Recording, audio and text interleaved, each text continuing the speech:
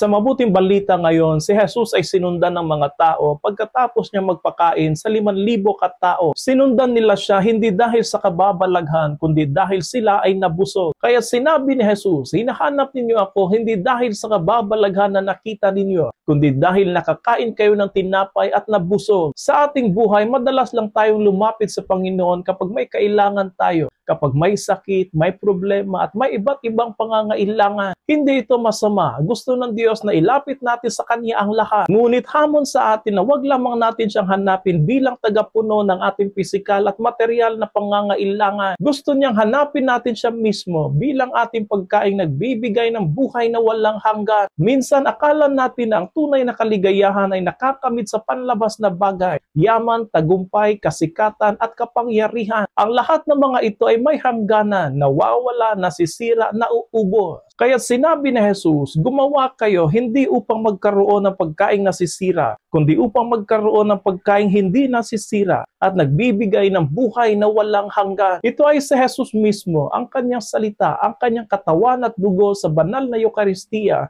at ang kanyang presensya sa ating buhay. Naway tumugon tayo sa paanyaya ni Jesus na hanapin siya mismo bilang ating Panginoon at bilang ating pagkaing hindi nasisira.